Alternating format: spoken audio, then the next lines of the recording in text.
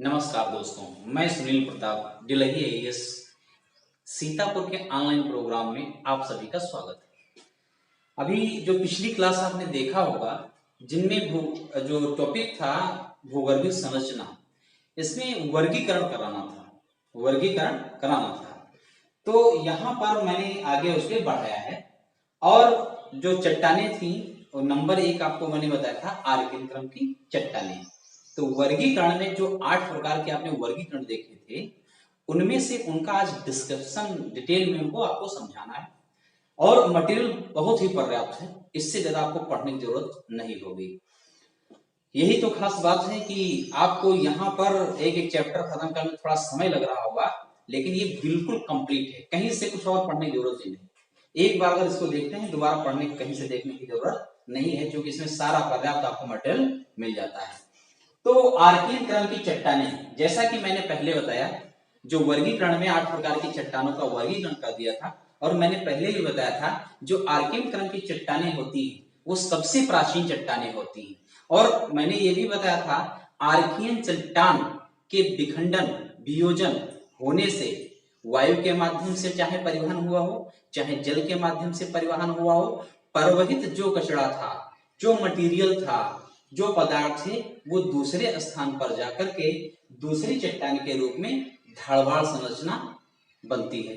तो सबसे पहले आर्कियन का विखंडन और वियोजन हुआ, फिर ढालवाड़, और फिर आपको देखना होगा कि कुडप्पा, और कुडप्पा भी ये ढालवाड़ क्रम की जो संरचना है, इससे जो इसका अपक्षय हुआ, इसका टूटा फूटा जो भी था, विखंडन वियोजन और परिवहन के माध्यम से ये अलग प्रकार की चट्टान का निर्माण होता है, जो धारवाड़ टूटेगी तो कुडप्पा इसी प्रकार टूटती है तो विंध्यन क्रम का निर्माण हो जाता है।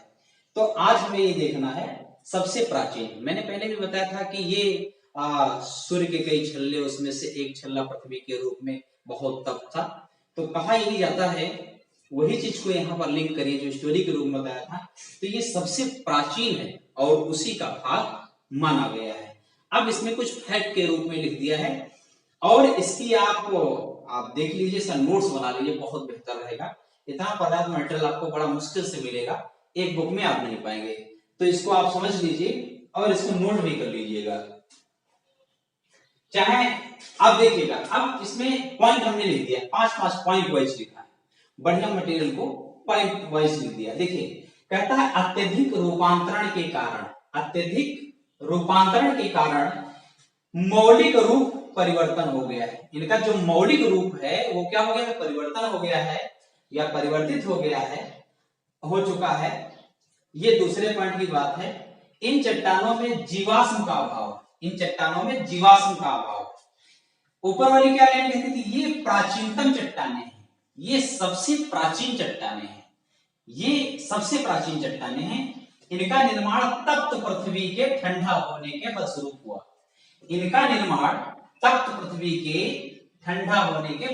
हुआ। जैसा कि पहले आपको हम समझा चुके हैं, ये सबसे प्राचीन और ये तप्त पृथ्वी के ठंडा होने से। दूसरी बात क्या कहा, ये अत्यधिक रूपांतरित हो गई है। रूप मतलब होता है उसका जो स्वरूप है, आकार है, वो बहुत अधिक परिवर्तित हो गया है, क्योंकि ये सबसे प्राचीन थी तो कहीं कहीं उसमें वर्षा का प्रभाव, वायु का प्रभाव, तापमान का प्रभाव, केमिकल रिएक्शंस जैसी सारी ये जो प्रक्रियाएं हैं हुई, जिनके परिणाम स्वरूप ये अपक्षयित हो गई, टूट करके ये इसका जो स्वरूप था ये अब बदल चुका है। एक बात ये कहा है, ये मौलिक रूप में परिवर्तित हो चुका है। इनका जो असली रूप पहले था वो अब आपको नहीं मिलेगा। अब देखिए, फिर कहता है नीस, क्या कहता है, नीस प्रकार की चट्टानें, इस प्रकार में नीस प्रकार की चट्टानें हैं। इन शैलों में क्या होता है, खनिज संपदा का भंडार पाया जाता है। तो इन चट्टानों में अत्यधिक खनिज प्रकार के भंडार पाए जाएंगे, जो कि सबसे प्राचीन चट्टान है। तो खनिज भंडार अगर मिलेंगे तो आर्कियन क्रम की चट्टानों में मिलेंगे। वन लाइनर क्वेश्चंस भी इन्हीं से बनेंगे। हमने पॉइंट वाइज इसीलिए लिख दिया है कि आपको पढ़ना और छांटना बड़ा आसान हो। इन्हीं सबसे जब प्री देंगे या कोई भी एग्जाम आप देते हैं तो उनमें इस प्रकार के प्रश्न पूछे जाते हैं कि सबसे प्राचीन और कौन से धातुओं की प्रधानता है, ये देखें निश्चय और नीस मिलता है, और इसमें क्या खनिज भंडार पाए जाते हैं। अगला पॉइंट कहता है नंबर 3 कहता है इन चट्टानों में धात्विक अधात्विक दुर्लभ खनिज पाए जाते हैं। धात्विक अधात्विक दुर्लभ खनिज पाए जाते हैं। इन्हीं चट्टानों में देखेंगे आपको जितने धातु जैसे लोहा, सोना, अभ्रक, मैग्नीज, तांबा, सीसा जैसे टंगस्टन, ये सारे धातु में समय पाए जाते हैं। फिर कहता है ये चट्टाने मुख्यतः कर्नाटक, कहां पे पाई जाती है? कर्नाटक में ही धारवाड़ चट्टान आपको मिलेगी। इसका एक भाग है, इसी का जो रूपांतरण धारवाड़ में मिलेगा। अब देखो कर्नाटक में पाई जाती है, और कहां पाई जाती है? तमिलनाडु में पाई जाती है, और कहां पाई जाती है? आंध्र प्रदेश में पाई जाती है, और मध्य प्रदेश और छोटा नागपुर झारखंड वाले एरिया में जाएंगे। छत्तीसगढ़ झारखंड के एरिया में जाएंगे तो वहां आपको छोटा नागपुर पठार मिलेगा। तो छोटा नागपुर पठार मध्य प्रदेश, आंध्र प्रदेश, तमिलनाडु, कर्नाटक, ये मुख्य क्या है, यहाँ पर स्थानों पर पाई जाती है। आगे देखिएगा तो इस प्रकार से आप कह सकते हैं कि आर्कियन जो चट्टान है इसकी क्या विशेषता है? ये रूपांतरण की विशेषता हो गई, मौलिक परिवर्तन हो गया, नीस और शिष्ट हो गया, ये इनकी विशेषता है। और क्या है? धात्विक और अधात्विक दुर्लभ खनिज पाए जाते हैं, ये इसकी विशेषता है। और फिर आप कहेंगे ये कहां इनका विस्तार है, कौन सा एरिया है जहां पर ये पाई जाती हैं? तो आप कह देंगे कर्नाटका, और फिर कह देंगे तमिलनाडु, आंध्र प्रदेश, मध्य प्रदेश, छोटा नागपुर, छत्तीसगढ़ झारखंड वाला एरिया, ऐसी जगहों पर आर्कियन क्रम की चट्टानें पाई जाएंगी। अब देखिए दूसरा, धारवाड़ क्रम की चट्टानें पूरी तरह से उसी का ये अंश है, उसी के अंश हैं। आर्कियन क्रम की चट्टानों से निर्मित ये भी संरचना है। धारवाड़ क्रम की चट्टानें देखेंगे तो धारवाड़ क्रम की चट्टानें का निर्माण आर्कियन क्रम की चट्टानों के अपरदन निक्षेपण के फलस्वरूप हुआ है। वही बात आपको जो समझाया, कहता है कि धारवाड़ क्रम की चट्टानों का जो निर्माण हुआ वो आर्कियन क्रम की चट्टानों से क्या हुआ? अपरदन एवं निक्षेपण। अपरदन मीन्स होता है कटाव, कटना छटना, निक्षेपण मीन्स होता है जमाव। तो कहता है इसी आर्कियन से धारवाड़ क्रम की जो संरचना बनी है इसका कटाव हुआ है, और उसके बाद में निक्षेपण में जमाव हुआ है, जिससे ये निर्मित हुई धारवाड़ संरचना। फिर कहता है इसमें जो है जीवाश्म का अभाव होता है, इसमें जीवाश्म का अभाव होता है, ये खास बात याद रखिएगा।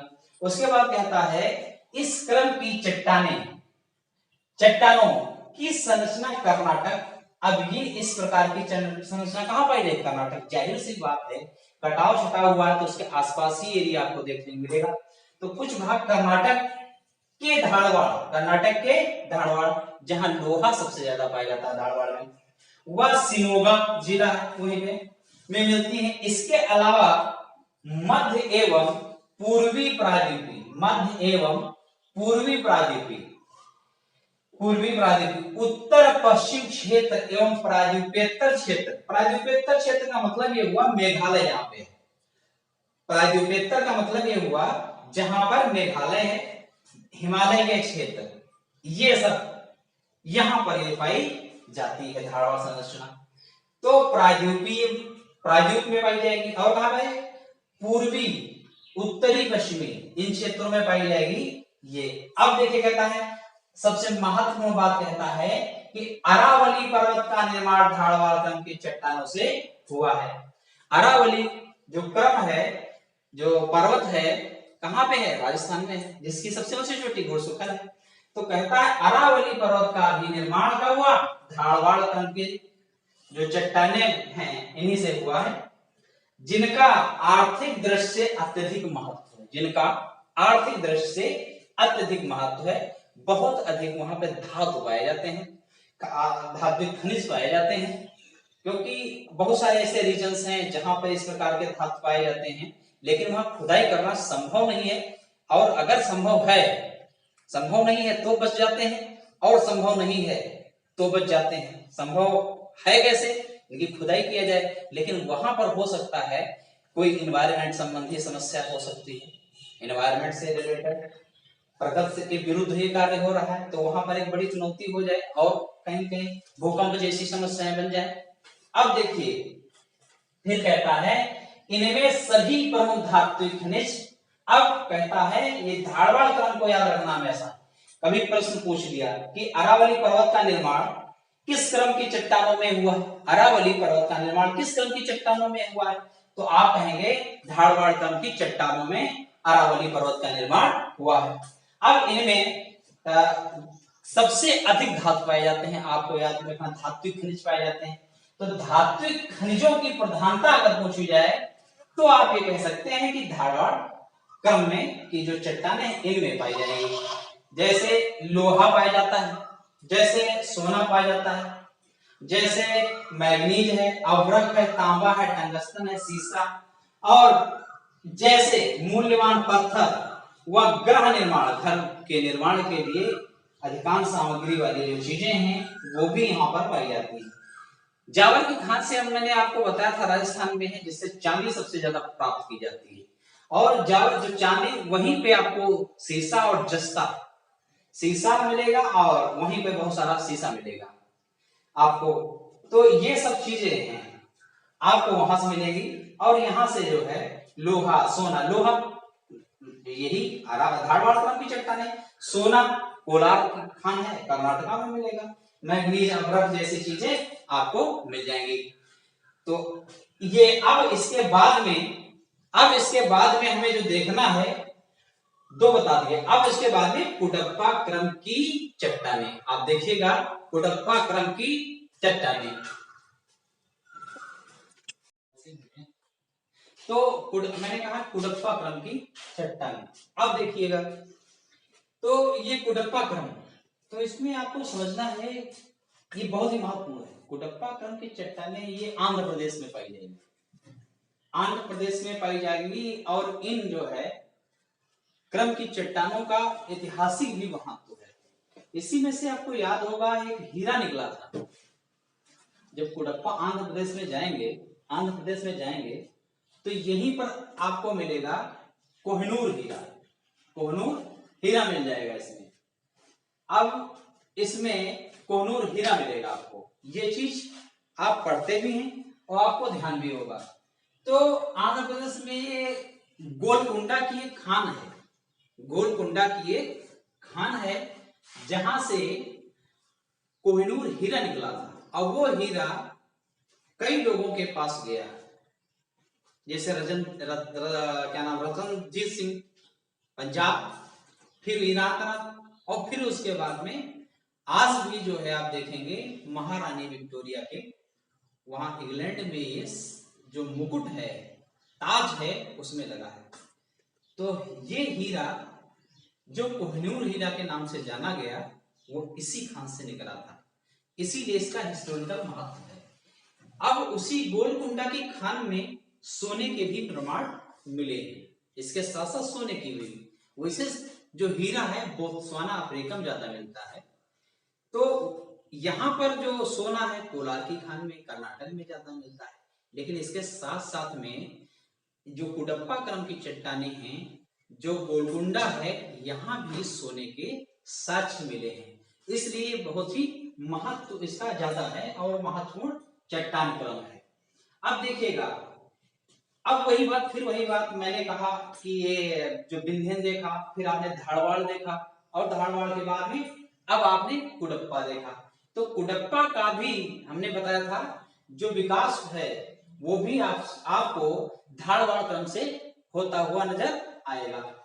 तो अब देखिए इसमें क्या है, कुडप्पा क्रम की चट्टानों का निर्माण धारवाड़, क्या है, धारवाड़ क्रम की चट्टानों के अपर्दन निक्षेपण, अपर्दन एवं निक्षेपण, उसके कटाव और जमाव के परिणाम स्वरूप हुआ। ये परतदार चट्टानें हैं, ये परतदार चट्टानें, परतदार चट्टानें इन द सेंस ये है कि कई इसके कटाव हुए। देखो पहले जो आर्कियन था वो कटा, आर्कियन के बाद धारवाड़ कटा, धारवाड़ के बाद फिर कुडप्पा कटा। तो इस प्रकार से इसमें परतें पाई जा रही हैं। क्या है, परतदार चट्टान है।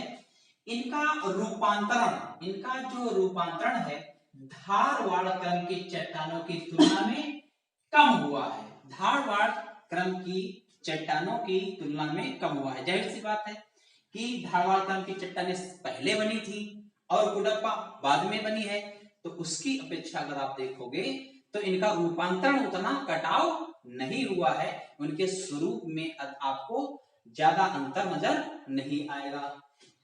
इसके बाद देखो चट्टानों में जीवाश्म का अभाव है, ये आपको हमेशा याद रखना है। चट्टानों में जीवाश्म का पार्टिकल इतने बहुत ही जितनी हार्ड रॉक्स मिलेंगे इनमें जीवाश्म का अभाव आपको पाया जाएगा, और जहां पर जीवाश्म आपको मिलेंगे और जीवाश्म बाद में वहीं पे ये संभावनाएं बनती हैं जो हमारा क्रूड ऑयल है, कच्चा तेल है, वो भी वहां पर संभावनाएं बनी रहती है। तो इनमें जो है आपको जीवाश्म नहीं मिलेंगे, जीवाश्म नहीं मिलेगा, हार्ड रॉक्स है, क्योंकि जीवन को रखने के लिए अगर हार्ड रॉक है तो वहां पर सांस वो नहीं ले पाएंगे, वहां पर उनके सरवाइव करने के लिए दशाएं नहीं उपलब्ध होंगी, इसलिए यहाँ पर ऐसा नहीं मिलेगा। अब इनका जो निर्माण हुआ आप देखते हैं कब से होता चला है। कुडप्पा क्रम की चट्टानों का नामकरण, अब इनका नामकरण देख लें। आंध्र प्रदेश में एक जिला है कुडप्पा नाम का, कटप्पा नहीं कुडप्पा। तो कुडप्पा जो है जिला है जिसके आधार पर इन संरचनाओं का जो नाम रखा गया है वो यहां पर कुडप्पा रखा गया, नामकरण इसका जिला है, इसका जिला है आंध्र प्रदेश का। अब देखिएगा नंबर 3 में कहता है इसमें बलुआ पत्थर, क्या है बलुआ पत्थर, टिक लगाने का आ जाए, बलुआ पत्थर टिक लगाइएगा, चूना पत्थर टिक लगाइएगा, संगमरमर, इस प्रकार के आपको ये चीजें मिल जाएंगी, बलुआ पत्थर, चूना पत्थर, संगमरमर आदि के लिए विशेष तौर पर ये प्रसिद्ध है। फिर क्या है पूर्वी घाट, पूर्वी घाट निर्माण इसी क्रम में हुआ, पूर्वी घाट। अब देखो पूर्वी घाट, अब यहां थोड़ा मिटाते हैं, पूर्वी घाट देख लीजिएगा, पूर्वी घाट, पूर्वी घाट तो बता ही दिया है आपने पहले देखा होगा। तो ये देखिएगा जैसे ये भारत है तो इसका ये पूर्वी घाट है और ये पश्चिमी घाट, तो यहां की बात कर रहा है कि इसके निर्माण की बात करता है। अब देखिएगा क्या कहता है कि इसका निर्माण जो पूर्वी घाट है इसका भी निर्माण हुआ है। फिर है इस क्रम की चट्टानें हीरे, चट्टानों में क्या पाए जाएंगे हीरे भी पाए जाते हैं, क्या पाए जाते हैं हीरे पाए जाते हैं, मेन विशेषता यही हीरे की है, हीरे पाए जाते हैं।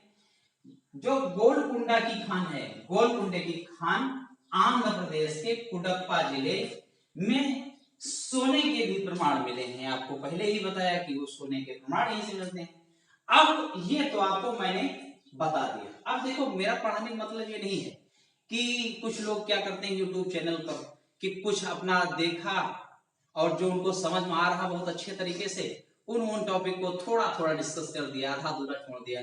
यहाँ पर हम किसी भी चैप्टर को उठाते हैं वो चैप्टर इस प्रकार से डील करते हैं कि पीजी फैक्ट के तौर पर तो तैयार ही हो जाए, उसमें छूटे ही ना, फैक्ट तो कोई नहीं छूटेगा, लेकिन अगर आप मेंस लिखेंगे कोई भी मेंस देंगे तो मेंस में ये सब पर्याप्त होगा। जो जीएस के पेपर होते हैं और रिटन पेपर होते हैं उनमें ये इतना मैं लिखा दे रहा हूं, बता दे रहा हूं, मेहनत कर दे रहा हूं कि आपको मटेरियल की जो कमी है वो नहीं होगी और सिलेक्टेड मटेरियल है, पॉइंट टू पॉइंट मटेरियल है, एकदम ठीक नंबर मिलेंगे।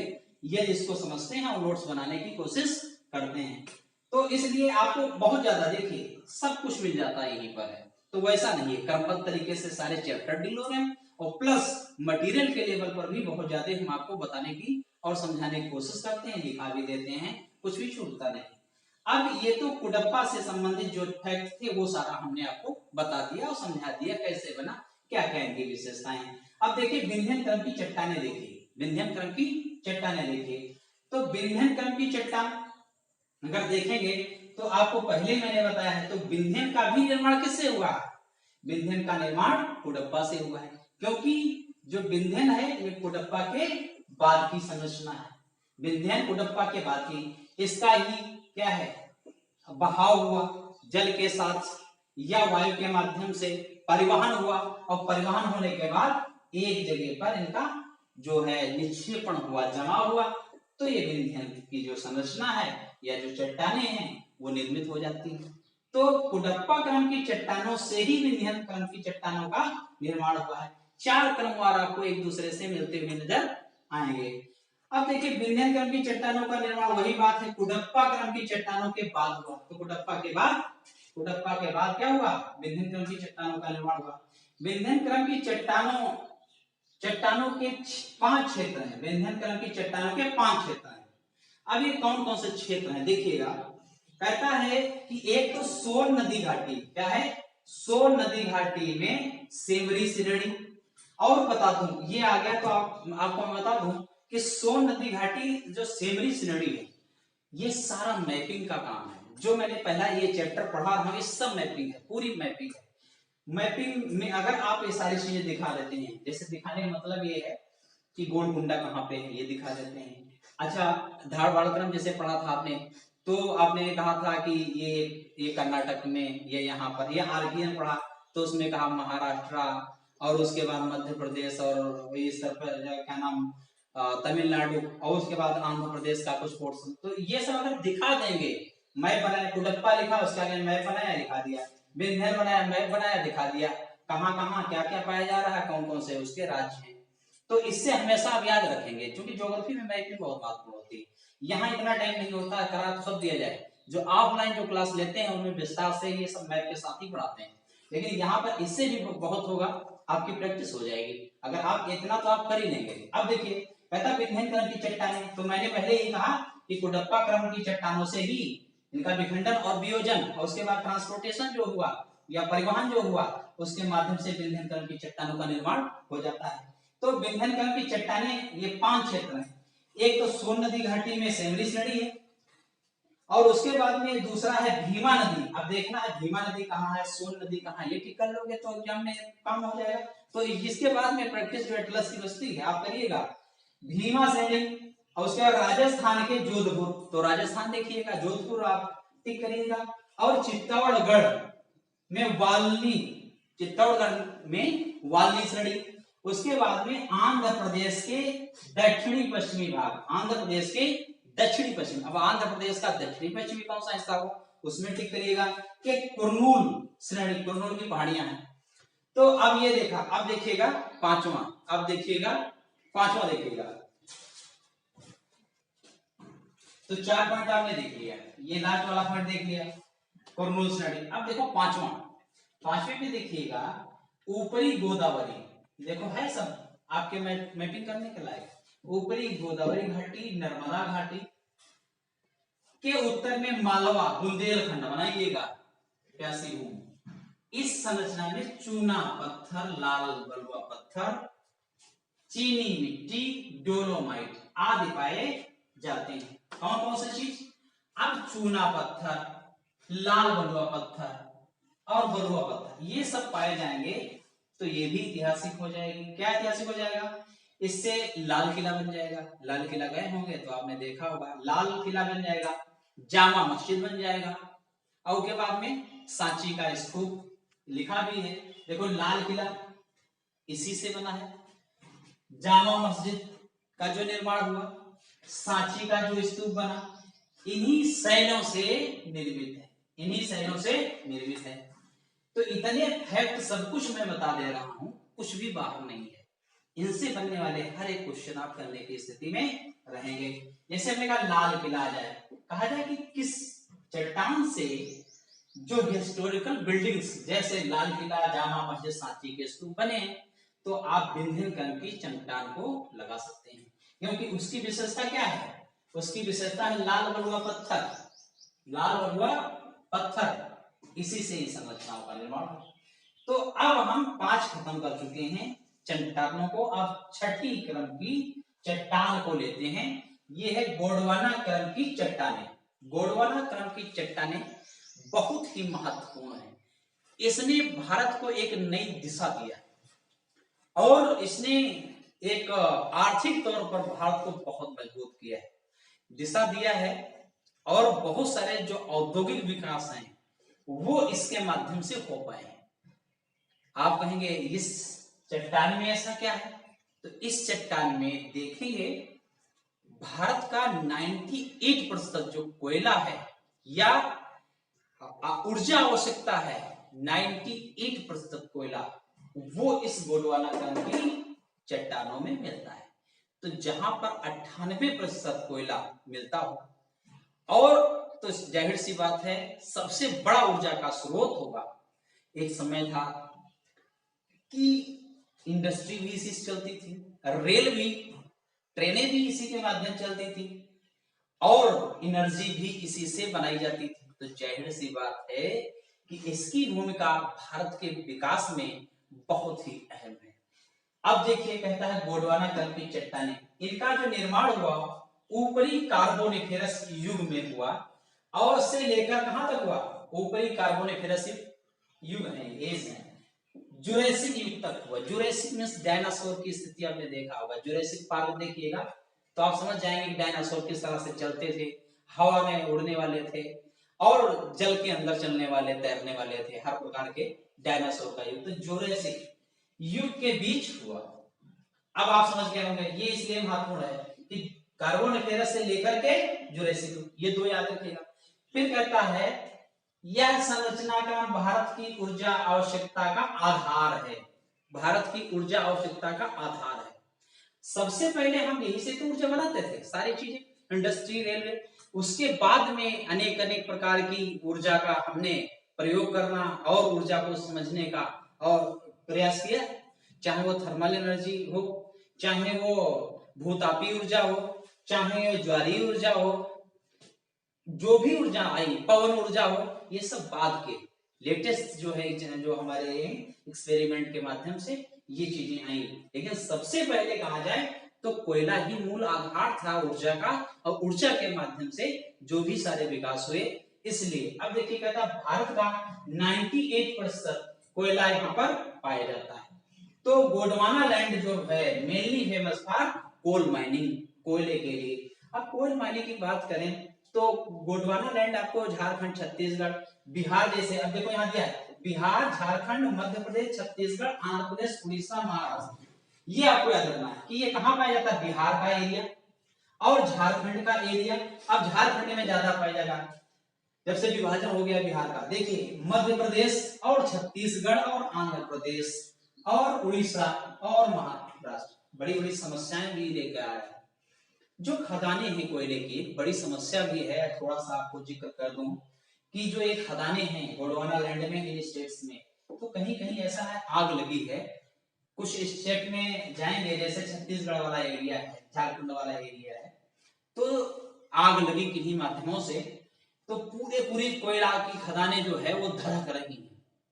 एक तो निगेटिव चीज ये है, नकारात्मक चीज ये है। और उसमें कभी कभी ये होता है, कोई व्यक्ति बाहर जा रहे होते हैं तो वो पूरे आग में समा जाते हैं, क्योंकि वहां नीचे धसाव है और कोयला है, नीचे आग है, तो लोग जल जाते हैं, गांव खतरों में आ जाते हैं, पूरे पूरे गांव कभी कभी धस जाते हैं। ऐसी स्थितियां हैं खदान वाली, जो बड़ी एक चुनौती भी बन गया है, जो इम्बैलेंस पैदा हो गया है, असंतुलन की दशा पैदा हो गई है, जो कोयले का सही तरीके से, सुनियोजित तरीके से हम लोग खुदाव नहीं कर पा रहे हैं। और उसमें जो जो संपोषणी, सतत संपोषणी जो हमारा ये यूज करने की बात करी जा रही है, वो संपोषणी जो उसका सस्टेनेबल डेवलपमेंट नहीं कर पा रहे हैं, क्योंकि ये एक ही बार बनने वाली चीजें हैं, और उसके बाद दोबारा खदान करने के बाद या एक बार निकाल लेने के बाद ये बनने वाली चीजें नहीं है। तो इसीलिए जो संपोषणी विकास की बात करी गई, सस्टेनेबल डेवलपमेंट, संपोषणी विकास, कि ऐसा विकास करें कि हम यूज करें और इस प्रकार से यूज करें कि उसका संवर्धन हो। नहीं संवर्धन हो तो नेक्स्ट जो कमिंग जनरेशन है उसके लिए चीजें छूट जाए, इस प्रकार से दोहन हो। चाहे ये वनस्पतियों, पेड़ पौधों की बात करी जाए कि एक पेड़ लगाएं, तो उसके एक पेड़ अगर काट रहे हैं तो उसकी जगह पर 10 पेड़ लगाएं, जिससे ये होगा कि आने वाली जनरेशन है उसका लाभ ले पाएगी। नहीं तो एक साथ सब कट जाएंगे तो आने वाली जनरेशन के लिए भी कोई संसाधन छूटेंगे नहीं। इस प्रकार से इस पे भी यूज करने की बात की जा रही, चाहे वाटर रिसोर्स हो, चाहे ये हमारे वनस्पतियां हो, चाहे ये हमारे इस प्रकार के जो निकलने वाले धात्विक खनिज हो, इन सब की बात की जा रही। अब देखिए, अब हम आते हैं 6 के बाद में 7 नंबर पर आते हैं। तो आपने देखा, अब देखिए 6 भाग इसका जो पार्ट है, क्या है, ये दक्कन ट्रैप है। ये क्या है, दक्कन ट्रैप। तो इसको भी हम देखते हैं बड़े विस्तार में। दक्कन ट्रैक में क्या है कि जो दक्कन ट्रैक है वर्तमान समय में देखें, ये दक्कन ट्रैक आपको अधिकांश भाग महाराष्ट्र में मिलेगा और उसके बाद में कुछ भाग आपको मिल जाएगा गुजरात में, उसके बाद में मध्य प्रदेश में और कुछ भाग आंध्र प्रदेश और तमिलनाडु में। इस प्रकार से यहाँ पर एक ये एरिया बनती है और यही दक्कन, अब इसका निर्माण कैसे हुआ? दक्कन ट्रैक जब दरारी यहाँ पर उद्भेदन, भूकंप और उसके बाद में क्या है ज्वालामुखी, जो ज्वालामुखी क्रिया हुई, ज्वालामुखी क्रिया के माध्यम से जो लावा बाहर आया परत के रूप में उस पर बिछ गया, उससे निर्मित ये दक्कन ट्रैक संरचना है। अब इसमें जाहिर सी बात है जब हम मृदा पढ़ेंगे तब फिर से इसको देखेंगे कि इसमें किस प्रकार की फसलें होती हैं, क्यों ये लाभदायक है, किन फसलों के लिए लाभदायक है, मृदा की विशेषताएं क्या है। लेकिन अब यहां पर है कि कहता है प्रायद्वीपीय भारत में मेसोजोइक युग के अंतिम काल में एक एज थी, कौन सी एज? मेसोजोइक एज युग। इसके अंतिम काल में ज्वालामुखी क्रिया क्या हुई? जो ज्वालामुखी क्रिया हुई मेसोजोइक। ज्योग्राफी में जब देखेंगे तो एज का डिवीजन है भूगोल के आधार पर। भूगोल में एक समय मापक्रम किया गया है, उसी मापक्रम में मेसोजोइक एक युग है, उसी युग में ज्वालामुखी उसके अंत में आते थे, ज्वालामुखी क्रिया हुई और दरारों के माध्यम से क्या हुआ? लावा का उद्गार हुआ। लावा के उद्गार के फलस्वरूप इन चट्टानों का क्या हुआ? निर्माण हुआ। इन चट्टानों का निर्माण हुआ। दक्कन ट्रैक का निर्माण क्रेटेशियस से लेकर इयोसीन काल तक होता है। क्रेटेशियस से लेकर, ये क्रेटेशियस है, से लेकर के इयोसीन काल तक माना जाता है। यह संरचना बेसाल्ट, ये आपको पढ़ना पड़ेगा, बहुत आपको अच्छी जानकारी होनी चाहिए। बेसाल्ट और डोलोमाइट दो शब्द हैं। बेसाल्ट एवं डोलोमाइट चट्टानों से निर्मित है। किससे निर्मित है? एक तो बेसाल्ट और दूसरा डोलोमाइट चट्टानों से निर्मित है। इन चट्टानों के विखंडन के कारण क्या हुआ? काली मृदा का निर्माण हुआ। अब समझ गए होंगे आप कि बेसाल्ट और डोलोमाइट से निर्मित है। अब इन्हीं चट्टानों के विखंडन के परिणाम स्वरूप क्या हुआ? काली मृदा का निर्माण हुआ। अब देखिए यह संरचना कहां पाई जाती है? महाराष्ट्र के अधिकांश भाग में। महाराष्ट्र के अधिकांश भाग में, फिर आपको मैंने कहा था गुजरात में, फिर मैंने आपको कहा था मध्य प्रदेश में, फिर मैंने आपको कहा था तमिलनाडु, फिर कहा था आंध्र प्रदेश के कुछ भागों में पाई जाती है। तो इस प्रकार से इन स्टेट्स में इसकी जो है मृदा पाई जाती है, चट्टानें पाई जाती है। अब ये इस प्रकार से आपने समझ लिया। अब ये लास्ट से एक नंबर ऊपर अभी है 7वां नंबर, जो है टर्शियरी क्रम की चट्टानें का। इसमें सबसे महत्वपूर्ण ये बात है कि जो हिमालय पर्वत का निर्माण हुआ था ये टर्शियरी क्रम की चट्टानों में हुआ। ये आप ध्यान रखना, कभी भी पूछा जा सकता है, क्वेश्चन पूछे भी गए हैं नीचे से लेके ऊपर तक। इस काल में हिमालय पर्वत का निर्माण हुआ था, ये बहुत महत्वपूर्ण बात है। दूसरी बात देखिएगा क्या होता है, इस संरचना का विस्तार कहां से है? कश्मीर से लेके असम तक है। इस संरचना का विस्तार कश्मीर से लेके असम तक है। तो कश्मीर में पश्चिम से लेकर पूर्व में असम।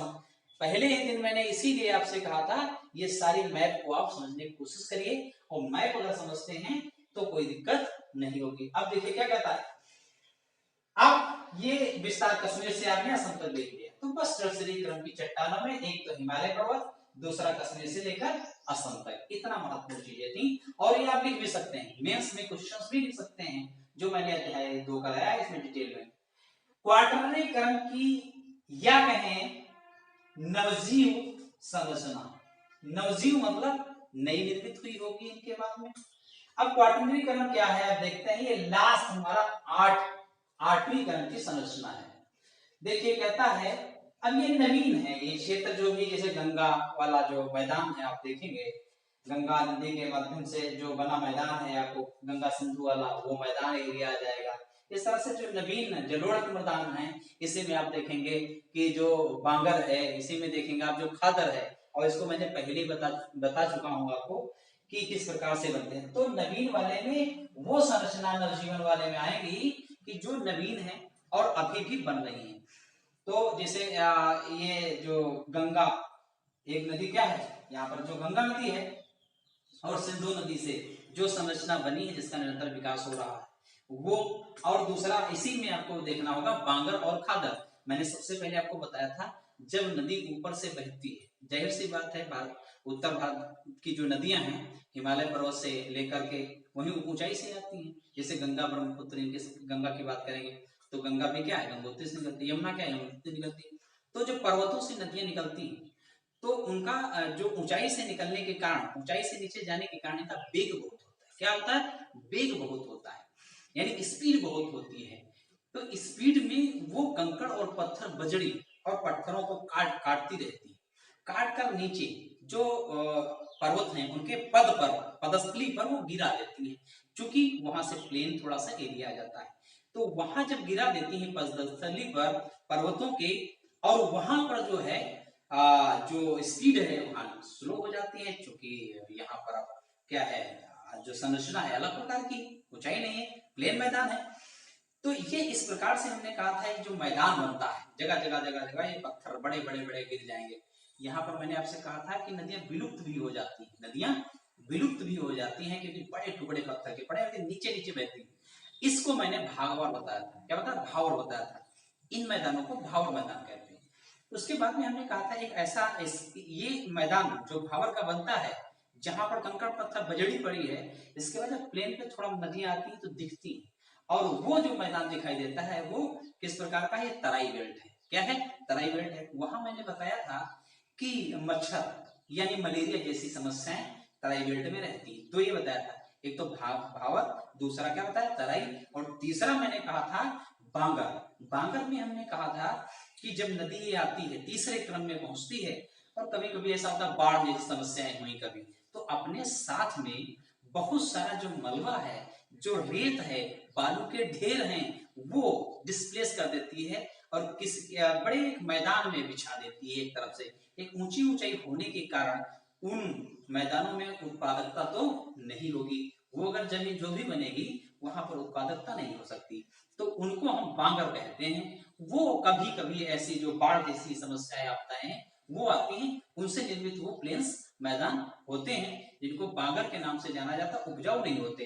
लेकिन बांगर के बाद में हमने कहा था एक ऐसा एरिया आता है जो प्लेन है, और प्लेन पर जो नदियां हैं निकलती हैं, बहती हैं, और हर साल बारिश का मौसम होता है जब, तब वो नदियां जो उनका कैचमेंट एरिया है, जो प्रवाह क्षेत्र है, माना प्रवाह क्षेत्र ये था, तो कहीं कहीं ये थोड़ा अपना प्रवाह क्षेत्र बारिश में बढ़ा देती, जो कैचमेंट एरिया प्रवाह क्षेत्र है उसको बढ़ा के दूर तक बहने लगती, तो दूर तक हर साल बहती हैं। तो अपने साथ लाई गई उत्पादक जो मृदा है उसके साथ बहुत सारे खनिज तत्व मिले होते हैं, वो हर साल मृदा पर बिछड़ती रहती, तो जाहिर सी बात है उससे बनने वाला जो भी मैदान होगा वो बहुत ही उपजाऊ होगा।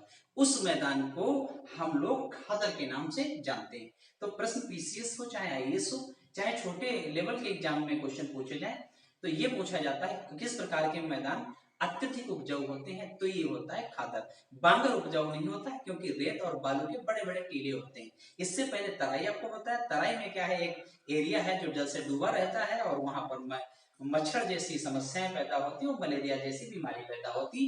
इससे पहले आपको हमने बताया था जो भावर के मैदान है जहां पर बड़े बड़े बजड़ी और कंकर पत्थर पड़े हुए हैं, तो ये आपको हमने समझा दिया। तो क्वाटरनरी क्रम अब देखिएगा कि क्वाटरनरी क्रम संरचना सिंधु गंगा मैदानी भागों में पाई जाती है, सिंधु गंगा मैदानी भागों में पाई जाती है। उसके बाद देखिए कहता है कि प्लेस्टोसीन काल के अंत में, इसके काल में प्लेस्टोसीन काल के अंत में प्रारंभ हुआ जो वर्तमान तक अभी भी जारी है पुरानी जलोढ़ मृदा को बांगर। तो पुरानी जलोढ़ मृदा को बांगर कहते हैं। हमने कहा पुरानी जलोढ़ मृदा, कभी नदी के माध्यम से बाढ़ वाला जो बताया जहां पर रेत और बालू के ढेर है तो उसको क्या कहते हैं? बांगर कहते हैं। पुरानी है, कभी बाढ़ आई थी, हर साल बाढ़ नहीं आती। और नवीन जलोढ़ मृदा को यहाँ पर खादर कहा जाता है। जो नवीन जलोढ़ मृदा है उसको खादर कहा जाता है। हमने आपको पहले बताया कि एक जो एरिया होती है, निश्चित एरिया निश्चित दूरी तक ये कवर करता है हर साल बाढ़, और अपने साथ लाए गए और उत्पादक जो मटेरियल्स उसके साथ होते हैं जो लाती है पदार्थ वो बिछाती रहती है अनवरत, जिससे वहां पर उत्पादकता फर्टिलिटी बढ़ जाती है। उसके बाद में देखो, इसको लास्ट में समझिएगा, कश्मीर घाटी का निर्माण बहुत महत्वपूर्ण, वेरी इंपॉर्टेंट बात कही गई है। कश्मीर घाटी आप देखते होंगे, आतंक अगर पढ़ते हैं, आतंक वाली जो घटना आतंकवादी देखते हैं तो कश्मीर उधर देखते ही है समस्या। तो ये शब्द आपने सुना होगा, कश्मीर घाटी बहुत ही फेमस शब्द है। का निर्माण प्लेस्टोसीन काल में हुआ। यह घाटी प्रारंभ में एक झील थी। अब देखिए, बड़ी हिस्टोरिकल बात आपको समझ में आई, बड़ी प्राचीन बात समझ में आई कि जहां पर कश्मीर घाटी है अगर कहें तो वहीं पर क्या थी, एक झील थी। क्या थी, झील थी। और ये झील नदियों के द्वारा लाए गए मलबा, जो भी काट छाट करके बजरी रेत जो भी लाई, वो मलबा निरंतर निक्षेपण होता रहा। मलबा जो है निरंतर निक्षेपण होता रहा, तो एक समय बाद वो घाटी बराबर हो गई होगी, क्योंकि निरंतर नदियां बह रही और निरंतर अपने साथ जो भी है मलबा वो ला रही, पाट रही, बराबर हो रही, तो वो घाटी कभी घाटी हुआ करती थी जो प्लेन हो गई।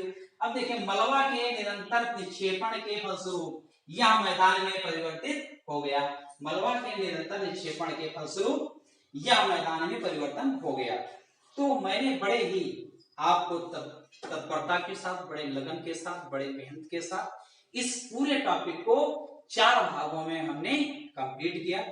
और ये अगर पूरा देखते हैं तो मेरा दावा है कि कोई भी मटेरियल इसके आगे नहीं टिकेगा, और इतना ढूंढने में आपका बहुत पसीना लग जाएगा जितनी मेहनत की गई है। अगर आप देख लेते हैं पर्याप्त है, इसके नोट्स बना लीजिए, आराम से एग्जाम दीजिए, और उसके बाद में इससे संबंधित, इस टॉपिक से संबंधित कोई क्वेश्चन आए ना कर पाइए तब कमेंट्स करिएगा।